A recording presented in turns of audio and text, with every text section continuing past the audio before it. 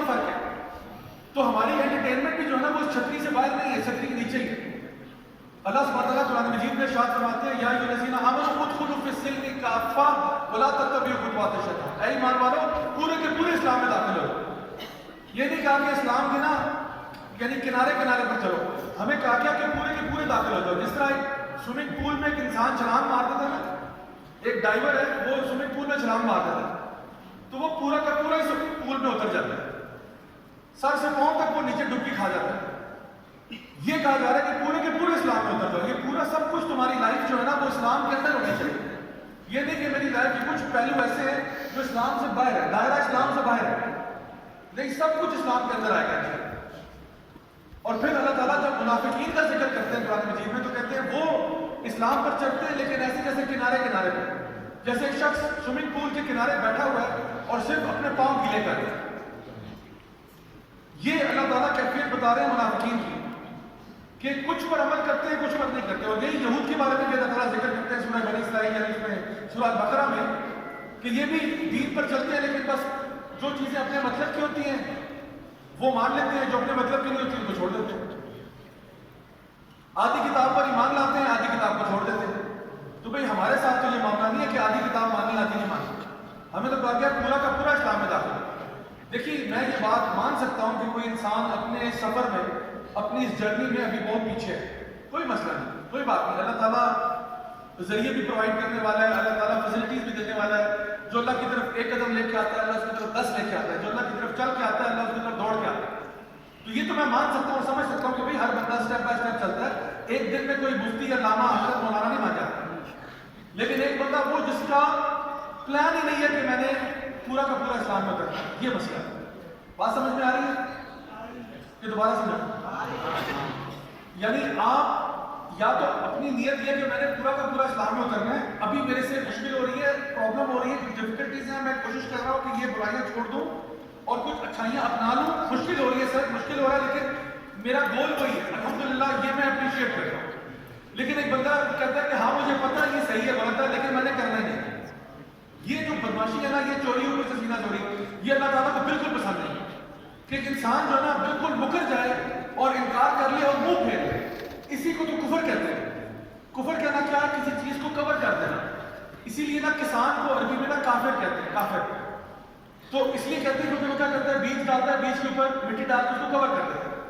بالکل اسی طرح سے نبی کریم صلی اللہ علیہ وسلم کی حدیث آپ نے فرمایا کہ جس کے سینے میں رائی برابر کا تکبر ہوگا وہ جنت میں داخل نہیں ہو سکتا. کتنا تکبر؟ رائی برابر. صحابہ ایک دم سے پریشان ہو گئے, یا رسول اللہ ہمیں تو اچھے کپڑے پہننا پسند ہے, اچھے جوتے پہننا پسند ہے, کیا یہ تکبر ہے؟ آپ نے فرمایا یہ تکبر نہیں ہے. ان اللہ جمیل ویحب الجمال, اللہ خوبصورت ہے, خوبصورتی کو پسند کرتا ہے. اگر تم اچھے کپڑے پہنتے ہو کوئی بری بات نہیں. تکبر کیا ہے؟ 2 چیزیں بیان فرمائیں. ایک یہ کہ تم دوسروں کو اپنے سے کم تر سمجھو. اچھی گاڑی چلانا, اچھے کپڑے پہننا, اچھا موبائل رکھنا یہ گناہ نہیں ہے. گناہ یہ ہے کہ جس کے پاس نہیں ہے اس کو کم سمجھ رہے ہیں کہ میں تو بہت ماشاءاللہ ایلیٹ ہوں نا, یہ تو ایسے چھوٹے موٹے لوگ ہیں. یہ تکبر ہے پہلی بات. اور دوسرا آپ نے فرمایا جب سچ بات تمہارے سامنے آ جائے اس کو ماننے سے انکار کرنا. تمہیں حق بات بتا دی گئی اور آگے تم کو میں نہیں مانتا. ابو جہل کا کیا گناہ تھا؟ یہی تو گناہ تھا ابو جہل. ابو لہب کا کیا گناہ تھا جس کے بارے میں آیات نازل ہو گئی تبت یدا ابی لہب وتب, کہ سچ بات آئی وہ جانتے تھے کہ اللہ کے رسول ہے. ابو جہل کعبہ کے پردوں کے پیچھے چھپ کے نبی کی تلاوت سنا کرتا تھا, لیکن کہتا تھا میں نے اگر مان لیا تو میرے قبیلے کے لوگ کیا کہیں گے, لوگ کیا کہیں گے. آج کیا یہ جملہ ہم استعمال نہیں کرتے؟ یار آپ کی بات ماننا تو چاہتا ہوں, میں چاہتا تو ہوں دین پہ چلا جاؤں, لیکن لوگ کیا کہیں گے, یہ لوگ کیا کہیں گے جو نا ہمیں اللہ سے دور کر دیں. حالانکہ نبی کریم صلی اللہ علیہ وسلم کی حدیث سے آپ نے فرمایا کہ جو شخص بھی اللہ کو راضی کرنے کے لیے لوگوں کو ناراض کرے گا, جو شخص بھی اللہ کو راضی کرنے کے لیے لوگوں کو ناراض کرتے گا, اللہ تو راضی ہوگا ہی, لوگ بھی راضی ہو جائیں. اور جو شخص لوگوں کو راضی کرنے کے لیے اللہ کو ناراض کرے گا, جو شخص لوگوں کو راضی کرنے کے لیے اللہ رب العزت کو ناراض کرے گا, اللہ تو ناراض ہوگا ہی اس سے, لوگ بھی ناراض ہو جائیں. تو اکثر یہ سوال آتا ہوتا ہے کہ جا بھائی میں حرام ریلیشن شپ چھوڑنا چاہتا ہوں لیکن کیا کروں اس کا کہیں دل نہ ٹوٹ جائے. تو اللہ کی پکڑ نہ ہو جائے.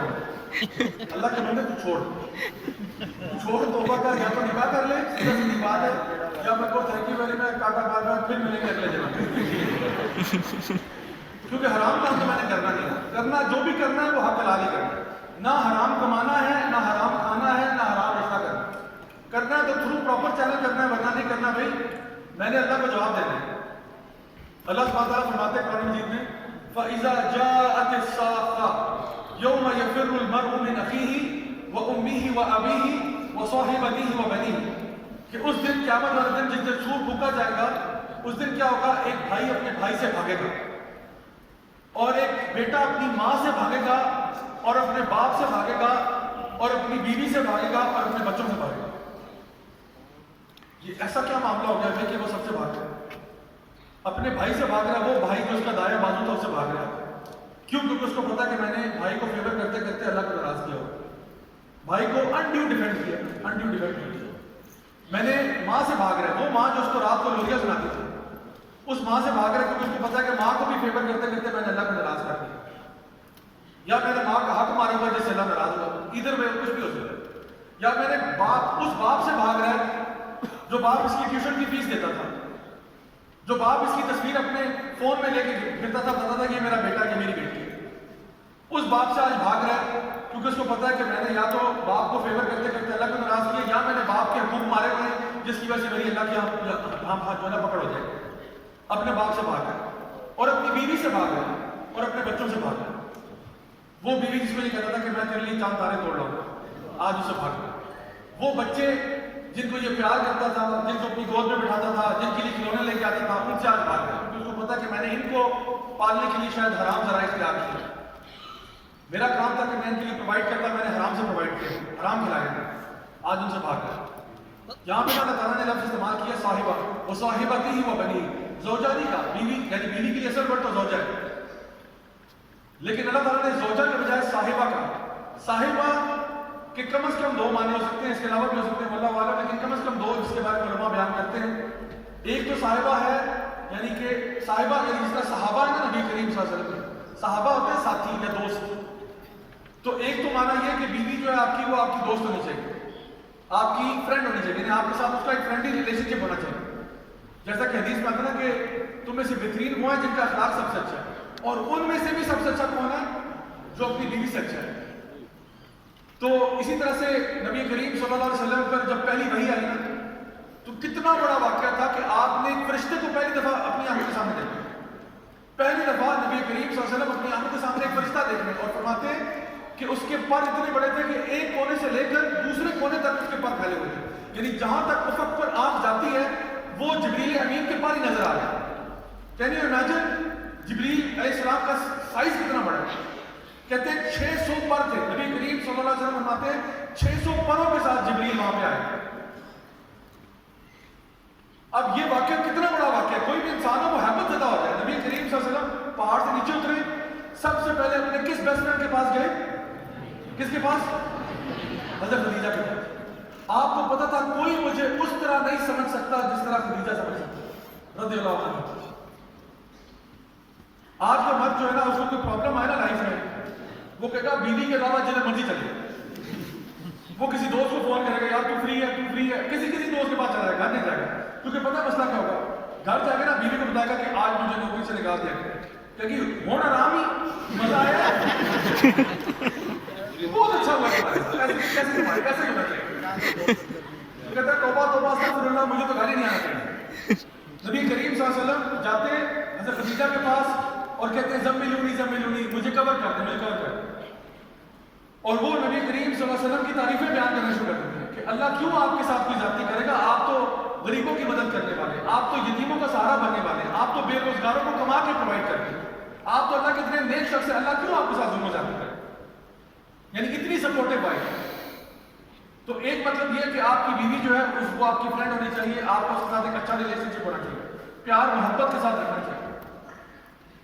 دوسرا مطلب شاید اس کو لٹرلی بھی لیا جا سکے, وہ صاحبتی وہ بنی, آج کے زمانے میں وہ اپنی گرل فرینڈ سے بھاگے گا, جو واقعی میں اس کی زوجہ نہیں تھی, صرف صاحبہ ہی تھی. پاکستان میں شاید یہ ابھی ٹرینڈ اس طرح آیا نہیں, لیکن میں باہر رہا ہوں, وہاں پہ بڑی عام سی بات ہے. لڑکا لڑکی ایک ساتھ رہ رہے ہیں, بچے بھی ہو گئے, ابھی تک شادی نہیں ہوئی, تو ان سے پوچھتے ہیں کہ بھائی آپ کی شادی کیوں نہیں کرتے؟ ابھی ہم اتنے سیریس نہیں ہیں. 3 بچے ہو گئے, ابھی تک سیریس نہیں ہوئے آپ؟ نہیں, actually it's an open relationship. ابھی ریلیشن شپ اوپن, ابھی بھی ہم سوچ رہے ہیں کہ ہم نے ساتھ رہنا یا نہیں رہنا. ایکچولی ابھی ہم نا انویسٹیگیٹ کر رہے ہیں, ابھی دیکھ رہے ہیں. یہ وہ ان کی حالت ہے. شادی سے وہ بھاگتے ہیں سارے کے سارے. ان کا معاشرہ ایسا ہوتا ہے کیونکہ جب آپ شادی کر لیتے ہو پھر آپ کے اوپر رسپانسبلٹیز آ جاتی ہیں. لیکن گرل فرینڈ کے کون سے حقوق ہے؟ کوئی حقوق نہیں. آ جا کر چھٹی کرا دیں بھائی بھائی, اور وہ بھی بوائے فرینڈ کے بھی کوئی حقوق نہیں. آ جا کر چھٹی, تو وہ اسی لیے کمٹمنٹ میں نہیں آنا چاہتے. تو ہمارے لیے جو حکم دیا گیا وہ یہ کہ سب سے پہلے آپ لوگوں نے یہ دیکھنا کہ میری وجہ سے کسی کے ساتھ زیادتی نہ ہو. تو یہ شخص جو ہے وہ اپنے بھائی سے بھی بھاگ رہا ہے, اپنے ماں سے بھاگ رہا ہے, اپنے باپ سے بھاگ رہا ہے, اور اپنی بیوی سے بھی, بچوں سے بھی بھاگ رہا ہے. تو مجھے بتائیں, جو شخص اپنی سگی ماں سے بھاگ رہا ہے, اپنے سگے باپ سے بھاگ رہا ہے, تو گرل فرینڈ پھر کس کھیت کی مولی ہے کہ اس سے نہیں بھاگے گا, اور بوائے فرینڈ کس کھیت کی مولی ہے کہ اس سے نہیں بھاگے گا. یہاں پہ بھی جتنے مرضی دعوے کریں کہ ہم ساتھ جئیں گے, ساتھ بنیں گے, تم سے محبت رہے گی, اور یہ ہمیشہ کا پیار ہوگا, اور تمہارے لیے فلاں کر, ادھر جب قیامت کا دن آئے گا نا, دن سب بھول جائے. یہ اللہ تعالیٰ اس دن کی ولناکی بیان کرے, اس دن کچھ بھی نہیں یاد رہے گا, یہ سارے وعدے کس میں چلے جائیں گے. بلکہ پتہ ہے انسان کیا کرے گا؟ ایک لڑکی ہو سکتا ہے اپنے بوائے فرینڈ سے کہے کہ تو کہتا تھا تو مجھ سے محبت کرتا ہے, لیکن آئی ہیٹ یو, کیونکہ تیری وجہ سے آج میں جہنم کی آگ میں ہوں.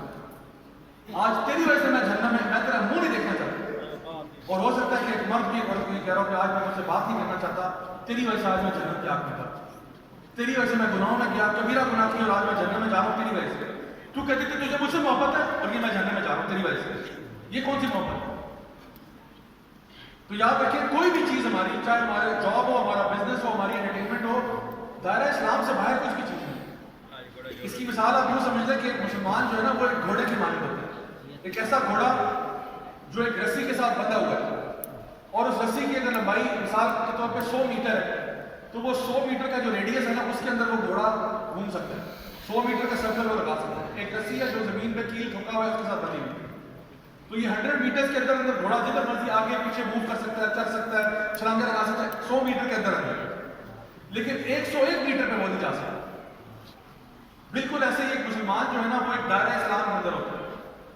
اس کا ہر کچھ اس دائرے کے اندر رہتا ہے. اس کا جینا مرنا, اس کی انٹرٹینمنٹ, اس کا فن, اس کا بزنس اس دائرے کے اندر ہی. دائرے سے باہر نہیں آپ جا سکتے, ایک قدم بھی باہر نہیں جا سکتے. رکھیں گے گناہگار ہوگا اسی سے. تو اللہ تعالیٰ نے جو ہمیں سسٹم دیا ہے وہ اسی نظام کے اندر دیا ہے. اور یقین کریں, لوگ شاید تھوڑے پریشان ہوتے ہیں کہ نہیں جی اگر میں مولوی ہو گیا تو لائف میں شوگر ختم ہو جائے گا, لائف میں انجوائمنٹ کیسے آئے.